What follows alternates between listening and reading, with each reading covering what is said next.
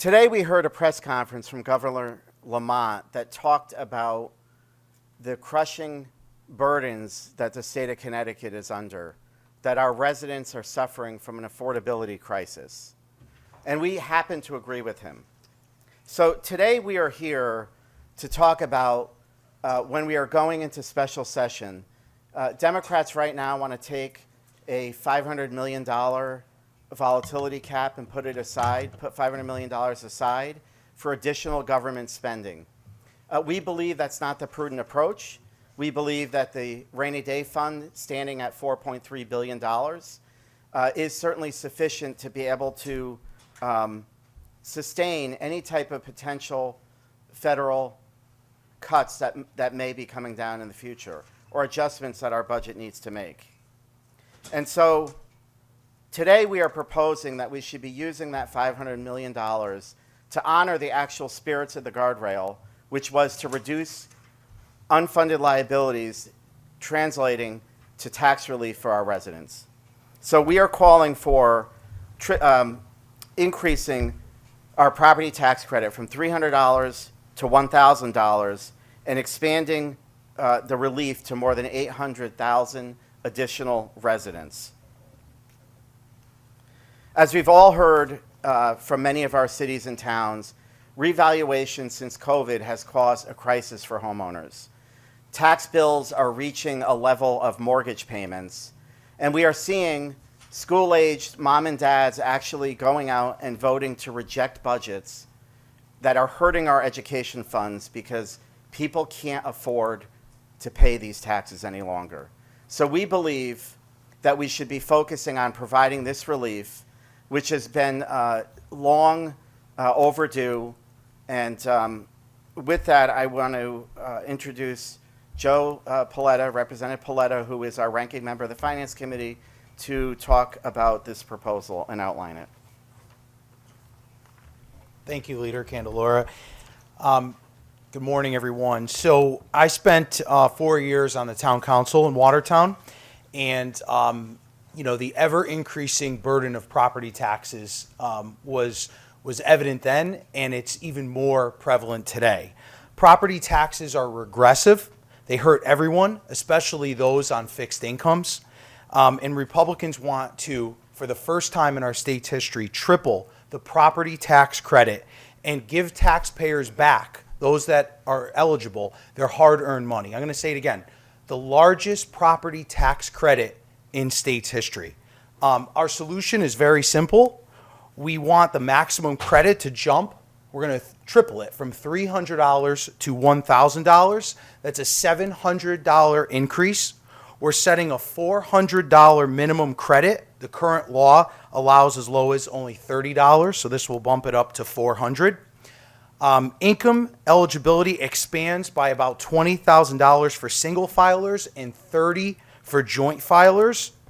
The cost of this is, as Leader Candelora said, $501 million. This is the same money that the Democrats are talking about putting in a special fund to spend on other projects. But Republicans are here trying to provide real tax relief to struggling seniors, struggling folks on fixed incomes, our veterans, our most vulnerable around Connecticut. There is a contrast. Republicans see this as helping 800,000 families around our state. This is going to inject money into local economies. It's going to stop pricing seniors out of their homes. We mentioned this yesterday, that there are many of those on fixed incomes around Connecticut that can't afford to stay in their home any longer. The governor had a proposal last session offering a $50 increase to the property tax credit. Republicans are expanding on that today and calling on Democrats to join us. Again, this would be the largest property tax credit expansion in state history. With that, I'll turn it back over to Vin Candelora. Thanks, Joe. And so what we saw last session is that the Democrats really eviscerated our volatility cap by transferring ultimately between the surplus and the volatility $1.5 billion that they increased government spending. They did it with early childhood and also other programs. $1.5 billion of more taxes for more programs in the state of Connecticut. We are saying if they're going to take this money, it needs to go to tax relief. I think 25% of the money that is being diverted should be going to actual tax relief in a broad-based way. And so we believe that this is an important proposal that Democrats certainly should get behind. We have a couple of mayors here and first selectmen to talk about the impacts that they have seen in their own communities. So I'd like to first call up Mayor Jeff Caggiano from Bristol. Vin and Joe, thanks very much for inviting me up here. As the mayor of the city of Bristol, I think I'm in a great position to talk a little bit about how this affects us. Bristol's a big, small town that is a city, and tax relief is something that every single elected official and chief elected official in their town or city is facing right now. In Bristol, we have tried to expand our local tax relief program by increasing our limit for income, but that's a self-fulfilling thing. We're taking money from others to save taxes there. So, as I said, everyone's hurting, and our seniors are hurting the most. We're seeing that these people are being priced out of their homes, and they're the fastest growing homeless population in the state.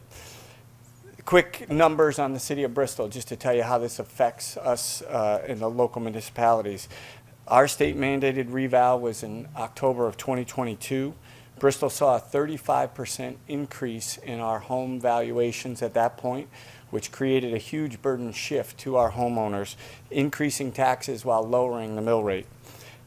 We have seen underfunding in special education for a long time. I was actually on the Board of Education from 2015 to 2019. At that time, we were running deficits for special education at about $2 million. That has blossomed to $5 million over the last couple of years. And this year, in our Board of Education budget, we needed to increase it to stay MBR compliant by $6.6 million. That was a 5.11% increase. That is on the backs of our local taxpayers. So the underfunding there really hits home with all of our taxpayers, but as I said, our seniors before who don't have kids in school.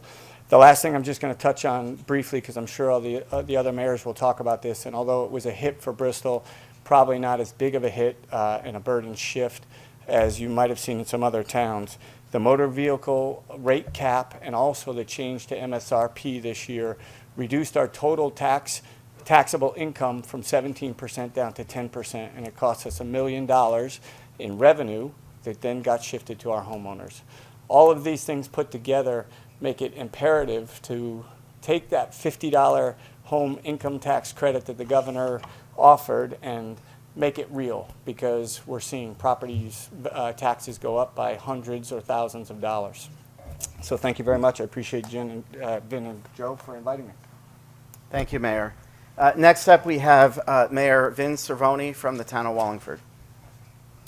Thank you, Representative Candelora. So we had a similar experience that Mayor Caggiano just talked about. We had revaluation in 2024. We saw an average residential property value increase of 40%. We took our budget, the town's budget, less than a 4% increase, resulted in an average property tax increase of about 16% for a homeowner.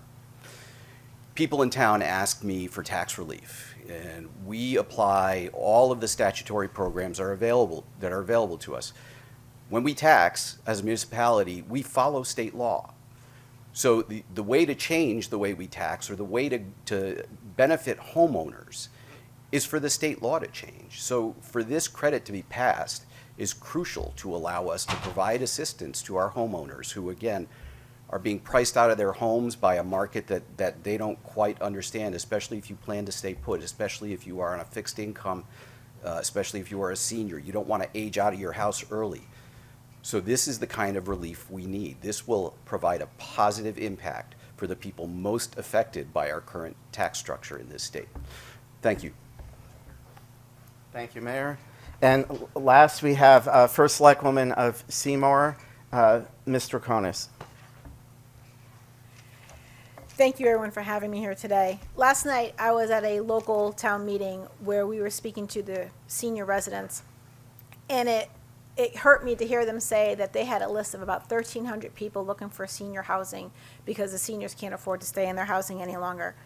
The issue we're facing in Seymour is heartbreaking for our seniors. They and the middle class people cannot afford to stay in. We too, like Bristol, were hit hard with the MSRP from the Kelly Blue Book for our cars. We lost about $1.2 million in revenue from that, and that in turn went on to our homeowners. We are finding it tough to balance our budgets with all these state taxes coming in. This year alone, our budget, we had a less than 1% increase on the town side, but the taxes still rose due to these mandates. I hope that we can work together, and I hope the Democrats work with the Republicans to move this along forward. Thank you. Thank you. And so, I guess in closing, we are hopeful that we could find bipartisan support for a conversation that actually directly addresses affordability for the state of Connecticut. And with that, I'm happy to answer any questions. This would start January 1st, is that right? This is for the 2026 calendar year, or when does this start? Yeah, we would have this start for next year. So, on your 2025 taxes, you'd be able to claim this higher. Correct. To remind people, the property tax credit back in '08 was actually $500. It was broad-based. I think Representative Piscopo was one of the champions of it back in the day. And it was reduced because we fell into deficit in '09. We have not even gone back to that level. And we would like to start calling attention to this because people really relied on that property tax credit. And we should at least be bringing it up. So that's why we set the floor at $400. And this would be baked into the broader budget? In other words, what you're saying here, if I'm seeing you correctly, the $500 million is kind of like a one-time amount, correct? Yeah, it would be annualized. And to remind everyone, the Democrats already adjusted the volatility cap to take an additional $600 million projected a year from the budget. We are saying that annual sweep should be used for property tax relief. Because ultimately, that was the spirit of the guardrails when they were put in place. It wasn't so we could spend more. It was so that we could reduce our unfunded burdens and pass tax relief onto the state of Connecticut. Because we are the highest taxed state in the country. And that taxation isn't just hitting our wealthy earners. It hits all the way down the line. And certainly as we see budgets after budgets throughout municipalities failing by overwhelming numbers, we've got to address this issue. I can imagine, I can't imagine, I think I already got an email from Democrats saying that, noting that this is an election year and that you've got 3 candidates that are running for local office up there. Are you promoting these candidates? No, so all the people that we invited many more, were impacted by reval. So they were selected because they actually went through a reval. We'd be happy to have this conversation with anyone because it's hit all communities equally, regardless of party affiliation. And now I think it's like, 30 towns and cities that the revaluations are just sort of kicking in right now? Is that the... Yeah, it's on a rolling basis. So every town goes through a reval every 5 years. And depending on your communities, you've probably already been impacted. I know there's going to be a swath of communities that are going to be impacted next year. I believe Hartford is coming up. And hold on to your hats. Yeah. When Hartford goes to reval and you see the shift of commercial to residential, their taxes are going to rival many other communities. Yeah. And the point to this is it's not just suburbs that are impacted. It is cities as well. This is a policy that I think we need to be looking at and getting ahead of this affordability issue. And it's something that we actually have control over, unlike what's going on in Washington, D.C. And, the car tax has been definitely an issue for decades. Obviously, there were some changes made that would thought to make it a little more easier on certain taxpayers. It sounds like well, I think we need to do more work on that. Yeah, I mean, the car tax was the perfect storm because the intent of that was to stabilize that taxation because we saw used cars appreciate during COVID. And so the attempt to go to MSRP was to give taxpayers certainty. The problem is it shifted the taxes to actual residents, real property owners. And that shift is occurring at a time when you're seeing these resident property taxes skyrocket.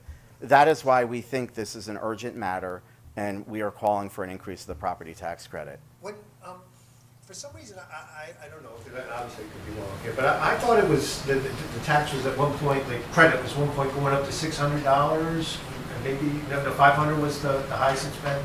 It was at 500 under Governor Rell. Yeah. And I don't believe it was income-based. I think it was broad-based and it applied to everybody.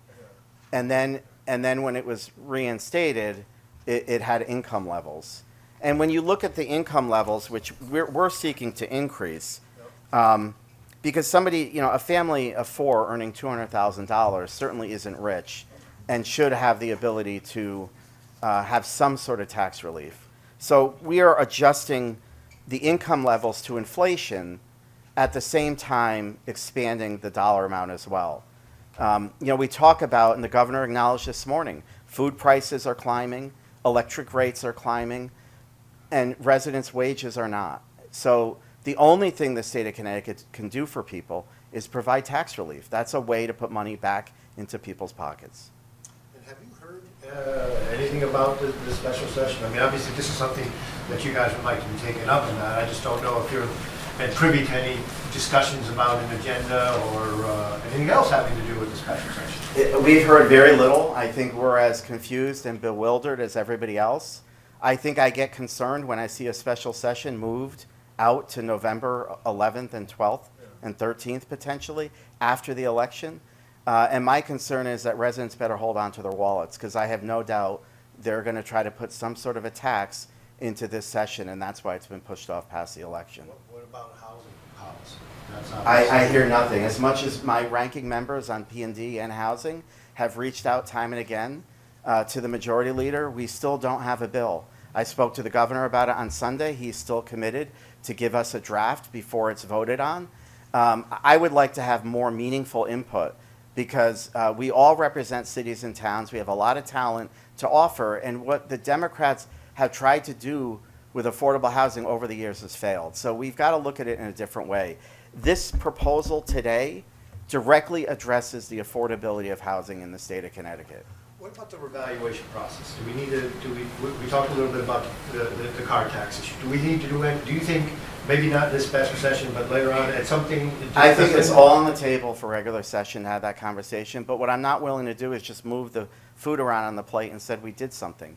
Democrats are very good at deflecting and not actually solving the problem. And so that's why we're here today saying there's an opportunity, there's a lot of money out there.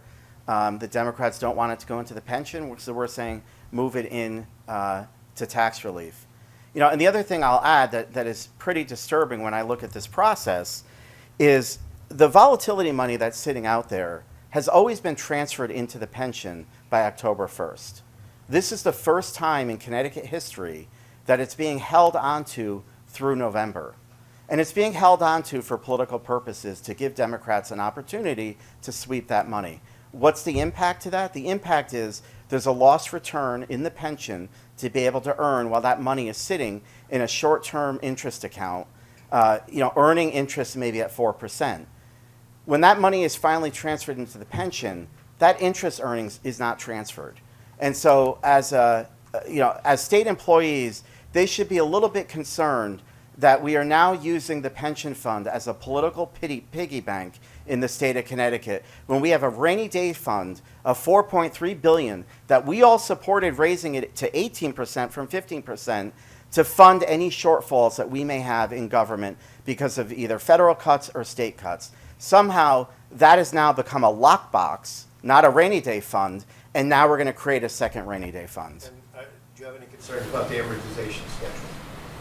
I think we're supposed to retire the Sears debt and the TRS debt by 2049 or something like that. Yeah, it was going to, I think it was like 2040. Something like that. We were looking at having that debt retired. Democrats don't think, I guess Democrats believe that's too fast. So we're going to slow roll it now, we're going to steal the money. I mean, it's pretty upsetting that it took only 8 years for them to undo all of the good policies that we did on a bipartisan basis. And that's the difference between Republicans and Democrats. We wanted to keep our foot on the gas, continue to focus on paying down those unfunded liabilities, because that's only paying down the pension liability. We haven't even begun to talk about the retired health care benefits. Yeah. In a special session, if they bring up the 500 million on the volatility surplus, will you guys run an amendment on this point, on this exact point, and try to force a vote on this point? Yeah, I think we're going to have that conversation of what our vision for the state of Connecticut and for the taxpayers of Connecticut are. Democrats want to continue to hoard money for government. We would rather put it back to the residents. And you will be able to offer an amendment? I mean, that's... Sure. Okay, no, I was just, you know... Yeah, these aren't... Sometimes... So these aren't resolutions. I believe the only things that we could not offer amendments to is a constitutional resolution. All right, I just wanted- So barring that, we're allowed to offer any amendment. I wasn't clear. Right, and Yeah. you have no concerns about germaneness, it's on the point. Yeah, it would be on point to how that money is going to be spent. If they're going to allocate it, we certainly want to have that conversation. Also, can you refresh us quickly on the MSRP? Was the bottom line on that, if the values are lower, there's less to tax on that? Or is that oversimplified? So the reason I believe it was done is that during COVID, we saw used car prices actually exceed sort of the fair market value of what you would know. And people flipped out because they had a 10-year-old vehicle that all of a sudden appreciated in value. And so CCM and costs got together and came up with a schedule of an MSRP value, which once that value is set, there's an automatic depreciation schedule of every 5 years, the same way we depreciate personal property taxes for businesses. So the decision was made to mirror that so that every resident would see their values go down by 5% every year, and it wouldn't be subject to market volatility. And you could debate that policy all day long, but the reality is implementing that policy at the same time that residential real estate skyrocketed, it was the perfect storm to create really huge tax burden, bigger tax burdens for residences that don't own vehicles. And that's our senior population.